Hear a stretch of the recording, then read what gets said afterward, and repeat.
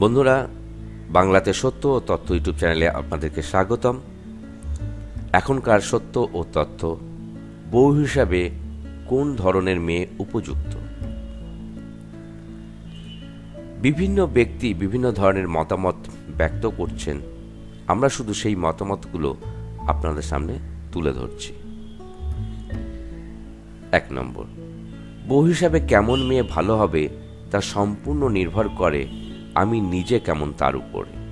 তবে দেখা যায় যে মেয়ের মা ভালো গুণের অধিকারী হয়, সে মেয়ে ভালো বউ হয়।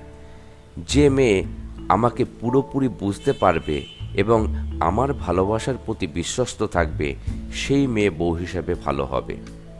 শেষ কথা হচ্ছে, আমি যদি তাকে রানীর মতো সম্মান করি, তবে সে আমায় রাজার মতো সম্মান করবে। 2 নম্বর, আমার মতে সর্বপ্রথম দেখতে হবে মেয়েটি সুশিক্ষিত কিনা। কারণ বিয়ের পর আপনার যখন সন্তান হবে, তাদেরকে শিক্ষা দেওয়ার ব্যাপারে কিন্তু একজন মায়ের ভূমিকা বেশি থাকে। কারণ বাবারা তাদের কাজকর্মে মগ্ন থাকে। মা সুশিক্ষিত হলে তার সন্তানকেও সঠিক পথে পরিচালিত করতে পারবেন। আমি দেখেছি অনেক মা বাবাকে যাদের সন্তানকে নিয়ে নানা দুশ্চিন্তায় থাকেন।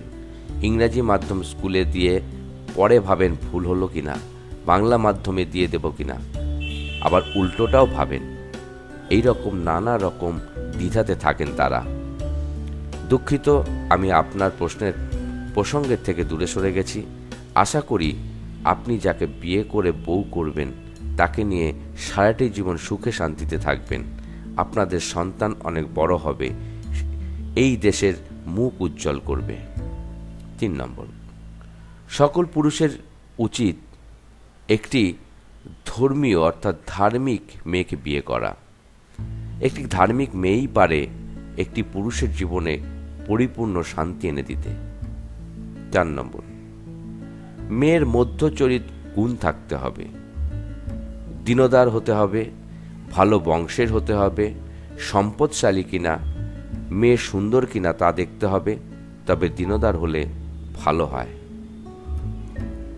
5 নম্বর, এমন একজনকে বউ করবেন যে আপনাকে বুঝবে, আপনাকে ভালোবাসবে, অকারণে রাগ করবে না, কিন্তু অভিমান করবে, যাতে করে আপনি অভিমান ভাঙাবেন। আপনার খুব খুব খেয়াল রাখতে হবে এমন একজন মেয়ে বউ হিসাবে উপযুক্ত। 6 নম্বর, বউ হিসাবে সেই মেয়েই সবচেয়ে উপযুক্ত যে মেয়ে স্বামীর সঠিক সিদ্ধান্ত তার অনুগত্য করে, কিন্তু স্বামী ভুল করলে তার ভুল ধরিয়ে দেয়। 7 নম্বর, সুন্দর চেহারার চেয়ে সুন্দর মন আর সৎ চরিত্র বেশি জরুরি।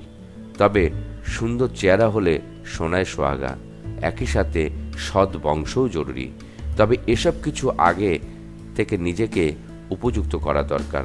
তবে সংসারে সুখী হতে হলে মেয়ের পরিবার হতে হবে, ছেলের পরিবার হতে হবে আর্থিকভাবে দুর্বল, অর্থাৎ মেয়ের পরিবার হতে হবে ছেলের পরিবার থেকে আর্থিকভাবে দুর্বল।